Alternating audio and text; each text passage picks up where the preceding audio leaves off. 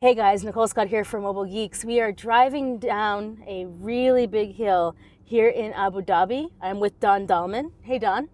Hi Nicole. So we're going to be talking today about our 2019 mobility predictions. Audi e-tron, we're busy talking about the future of mobility. About you. Yeah, about you, exactly. About electric cars and where we see them going in 2019. So why don't we actually start there? Don, what do you think? Well, I think electric cars will not have the big breakthrough everybody's expecting in 2019. I can give you two reasons for that. The first one is Volkswagen is bringing out their people's electric car in 2020. That's the first thing. I think we were going to see some more electric cars in 2019, like the e-tron. Also the EQC from Daimler. I think we're going to see some stuff also from Hyundai and Kia. So there will be some more cars out, but still not like these cars that give you this kind of, oh, that's a game changer. So we still have no competitive Tesla competitor on the horizon right now? Because I don't think that this is it. And the one we're sitting in. To the Tesla S will be the Porsche Taycan. Okay. Which comes out in 2019. I don't know when exactly, but somewhere in the mid or second quarter or third. So the Taycan will, same range, same price range, so it will be like the Tesla S competition. Okay. For the Tesla 3, which is now at the moment the best-selling e-car, especially in the States, it's gonna be hard because we have the Hyundai, yeah. That's gonna be interesting, this car, but it's like, can you really compare it to a Tesla? I don't know. I haven't driven it so far. It's much more affordable. It's more yeah. I mean, Tesla is rolling out the long range version of the Tesla 3 in Europe. And that starts around 50,000 or something. So they come with the cheaper version later in 2019. But nevertheless, I mean, you ask about, do we have the big breakthrough for electric cars in 2019 in Europe? And I say, nope, we have to wait another year. So you talked mostly about availability of cars, and I think that that's 100% right. But also the infrastructure is still kind of missing. Yes. In this piece of the puzzle. Like when we look at Scandinavian countries, it's totally there. But it's interesting because they just put the egg before the chicken. Well, it's always a chicken egg thing. Yeah, infrastructure is still a problem, especially in cities. I mean, if you're on the autobahn in Germany, it's fine. Infrastructure in Netherlands is fine, and Denmark is fine. But if you come to Italy, for example, or Spain, then you really hit rock bottom. It's really hard to find the stations where you can charge up your car. So now, what about autonomous vehicles? I think that we're going to see more rollouts of autonomous vehicles in 2019, but I think it's going to be highly geofenced. Yeah. So inside of like very specific downtown cores, in university campuses, you know what I mean? Like just really specific areas where the car is able to really understand its environment. But for general passenger cars, like say this one, you know, level 3 might become legal in some countries. But I think that we're gonna still be waiting. Yeah, I don't know what's going on in terms of EU regulation. They're working on it, but they're working on it for a very long time. I think what they try to do at the moment is like string everything together, like EU and UN regulations, so worldwide regulations for level 3, level 4, level 5 cars. We have still no allowance for level 3 cars in Germany. Yeah. I think that's autonomous cars will be more visible in 2019. There will be more, like you said, geofenced areas where you have like these small minibuses from Navia rolling around or other stuff. But it's still something that is not that common. Waymo just started the autonomous taxi cab system in US. The US. Forgot where was it? I think it's in San Francisco, near San Francisco. Yeah. So that's the first step, but I don't think that we're going to see something like that before 2020 or 21 in Germany. No, definitely not. Now, my other prediction with autonomous vehicles is that this higher visibility of autonomous cars is going to increase the amount of autonomous things that are on the market. Now we've seen like Daimler's, what is it, Starship initiative with those little guys who kind of are all over California delivering packages all by themselves. But I think that this kind of like last mile with autonomous things will definitely start to kind of take hold and become slightly more mainstream. I really don't know. I mean, maybe in suburbs where it's easy. I mean, I know that Daimler has these kind of idea that you drive a delivery van into a small town, and then the delivery guy opens up the back of the truck, and then like 10 of these little robots going out and bringing out their packages while he's waiting. I don't see this working, especially with delivery. I mean, I think that it definitely works for office buildings, like, and with like, and I think the truth is that with online shopping becoming just so much more prevalent, the postal services need to increase the like the amount of ways they can deliver heavier packages, where we don't have postal workers carrying around so many Amazon boxes. And I think that, like, because I've seen the Starship in action in Palo Alto. Yeah, it works. Which is like and it works, right? So I kind of have faith. I'm not so sure. I mean, it works. Yeah. The technology works, but I'm not so sure that's really working in the real world outside. I mean, I read a piece. I think it was on Verge or Vox.com about that autonomous cars in Arizona, where they have been testing from Google and Uber and everybody, are getting a bit like manhandled by other drivers. So they get forced off the road or forced to brake. They got the tire slid up and all this stuff. And I mean, I just see these kind of little robots going in Berlin on the sidewalk, and I think the next half-drunk idiot will just kick it. Well, there was that. Do you remember that study where they tried to send this robot hitchhiking around the world? Yeah, and he got destroyed. Yeah, he lasted like 10 kilometers before someone killed him. Yeah, exactly. Yeah. No, I mean, I definitely think that we haven't figured out the human-robot relationship. No. And that definitely includes our relationship with cars. I mean, there's no regulation on what the icons look like. There's no regulations on how we communicate with the cars, or even how each manufacturer is choosing to have their cars see the world differently. Yeah. And like by see the world differently, I literally just mean like the way that they interpret the data, the style. Like we were actually talking about that earlier. It's completely different between all the manufacturers. Yeah. So like each of the cars actually sees the world in their own unique way. It's still, as you said, I mean, it's still the relationship between humans and robots. It's not declared. I think a lot of people are afraid of them. And if someone would see like these little delivery robots on a road, I think it's easy just to kick them out of the way because you're angry, because maybe you lost your job, or you think this thing is responsible that you lost your job, or whatever.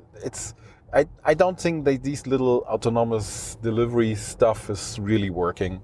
But I do think that we're going to see more of it in 2019.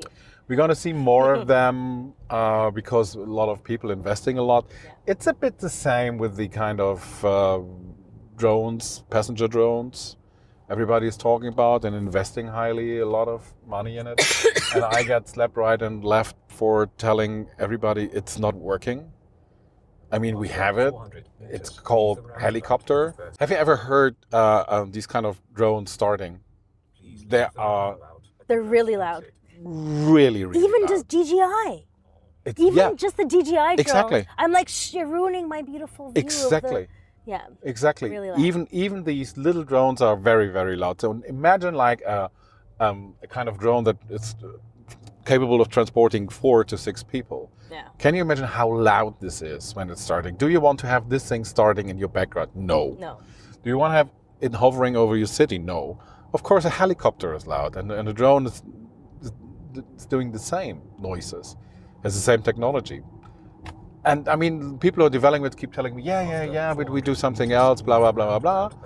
But I really don't see it. And I never see it in these things, autonomous flying. You won't get the permission for it.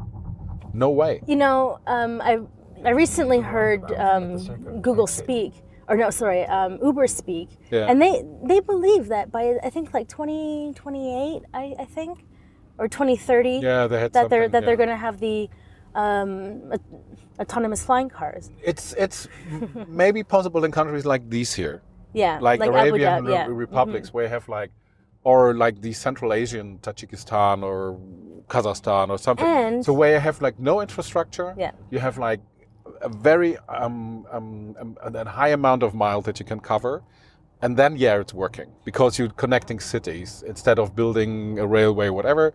You're connecting cities. But on the other way, I mean, use a hyperloop. but and these I think the general public forgets that these, you know, autonomous routes that Uber claims they're going to have, it's not just like me choosing my home address and it's going to take me there. Yeah. It's A to B. It's a geo-fenced, it's a specific route. It's Right. not just like willy-nilly all over the place. And I think that's where the general public gets confused with what's actually happening with autonomous vehicles, because it really is Exactly. really controlled areas. Exactly. And so, and again, coming back to these autonomous driving or autonomous delivering drones or whatever you want to call it, I don't think that we're going to see them in 2019. There will be some companies telling you, oh, you have to invest or you have to do this and that, or we're doing it. But I don't think in the real world, no, it will take a lot of time. Yeah, for the general, for it to be outside of those rockstar cities, like Berlin's one, you know, like all of California. We'll count California as a state. I can't even see a delivering robot in Berlin. Why? Germans are too mean? Yeah, just got kicked off the road. Aww. Easy. All right, so my other prediction for 2019 is that we're going to see the trend really become a lot more evident that car companies are full mobility concepts, right? And not just like, oh, we have ride sharing, oh, like a little bit of like what Mini just announced, that how they're in the real estate business now. Yeah. Right? Because they want to start doing urban planning to support their mobility concepts. Yeah. I think that, you know, we've been seeing car manufacturers go down this route, but I think that this kind of like Instagram loving influencers, like this type of trend within media, I think it will take hold kind of in the car companies a little bit more. They have to. Yeah, so They we're have going to to. see that. I mean, you see that the pressure is rising from cities like Madrid, closing down for cars. Copenhagen is trying to do it. Helsinki, Oslo. There are even talks in Germany from some smaller cities closing down the inner city for cars. So you have to think about how do you make money in the future when people don't use cars anymore, when they're living in the city. So what they do is of course having like new ideas or new possibilities, and yeah, new business opportunities. And I think that's important for them. And of course, companies like Mini, who identify themselves more as a lifestyle company, Daimler is doing the same in a way. It's also a kind of business development for mobility services. Volkswagen is doing it.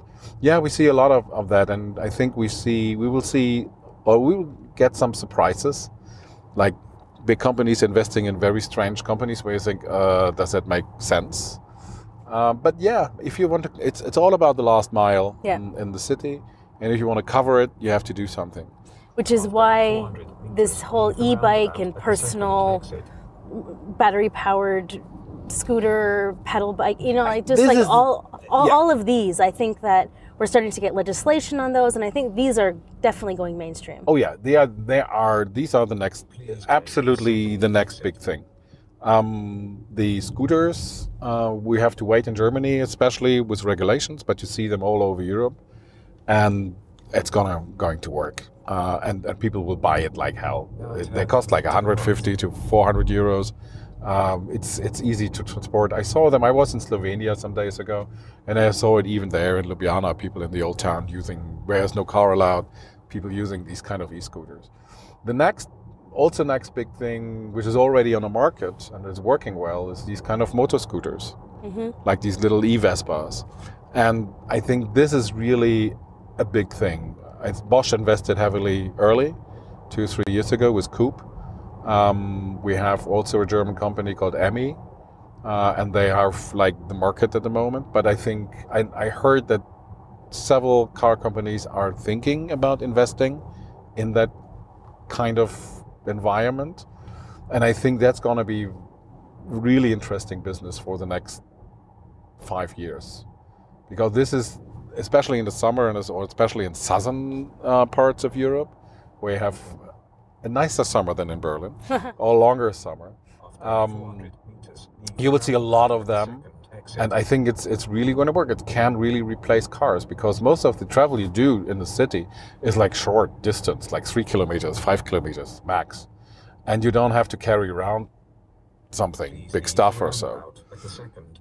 So what you can do then is just jump on one of these scooters and just go where you want, put it on the side, on the curb. Yeah, you just kind of leave it wherever you want. Leave it wherever you want, Yeah. and that's it. It's so perfect. I used them so much this summer in Berlin, and I used them even in Munich, because I have this. I have it also in Munich. Camels. So, oh my Sorry. God, camels! Oh my God, camels! Sorry. You have to- We're in that's Abu like Dhabi, really- and it's amazing. Abu It's amazing. Dhabi He's is looking there, at us. there. Ah, sorry. Oh, even More more. camels. Ah, ah, that's amazing. All Yeah, right. no, camels I don't think we're going to have in Central 2019 Europe. now. Well, it will be a fun thing. But no, but Yeah. the scooters, the motor scooters and the e-scooters are... And it's so cheap for car companies to get involved. I mean, at the Exactly. at the launch of the GT, the e-tron GT Yeah. in LA, Audi was showing that they'd made a scooter. Yeah. Right, and they were basically just like, well, yeah, we just made one because Yeah. if we can make this, we can make that. Sure. You know, and you know, they were cool. I mean, I still don't have my feet on them, but you know, I'm like I tried them, and Yeah. it's surprisingly quick. I mean, they do 25 kilometers per hour. I think it's about 18 miles or so, or 12 miles, or something in between. So it doesn't sound a lot, but when you stand when on you're them, standing on them on it's pretty a quick. street, it Yeah. feels pretty quick. it's pretty quick. Just go. Nobody will hit you. Okay. No, normally. Oh yeah. No, we're good. Well, and you wouldn't be the first to destroy an e-tron today.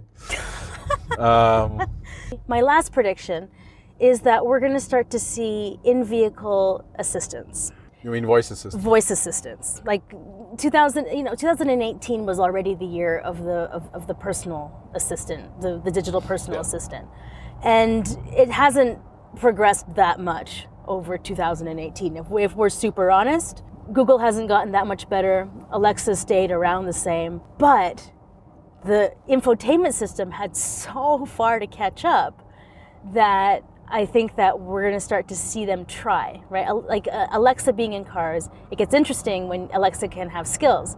And these car manufacturers, they would not know how to do a development platform, an open development platform for developers to make things for their car. And having Alexa in there will allow for that. And so that's interesting. But then also what Porsche did at the LA Auto Show with launching their personal assistant, it's a real person, Yeah, right? Daimler has something. Daimler has the concierge service. Real No, person. Daimler has also they just built just bought the company in New Zealand. Oh yeah, with that creepy lady. Yeah, that creepy lady The creepy that was lady developed by a company in New in Zealand. New Zealand, and she was doing the Air New Zealand help Yeah, desk. Yeah. Exactly. She's creepy. She's But- creepy, but But she works.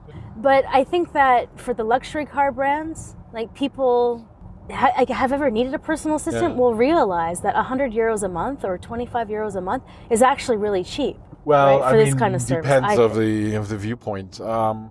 I agree that personal assistant in any way, if it's Alexa, if it's Google or wherever, will grow a lot in the next years. People will get used to it, especially when they get more integrated in your smartphone. So you just yell at your smartphone, and the smartphone does things for you. I think at the moment it's a bit more, it's a bit too technical. Yeah. Because you need, I mean, for Alexa, you need the Alexa skills, and so you need to know how to How to activate the Alexa activate skills. these Yeah. skills and how to maybe program it or download them. And Turn right after 300 meters. it's personal assistants, yeah, coming. and you're right, they had to catch up a lot from Mercedes and from BMW, and so it's easy for them now to catch up, and they're making great leaps. But still, it's still like in the early alpha phases. Absolutely, but I think that we're going to start to hear about this in 2019 a lot more. We're going to hear about more because I think the development is making, or they make bigger steps in development in 2015 and 2000.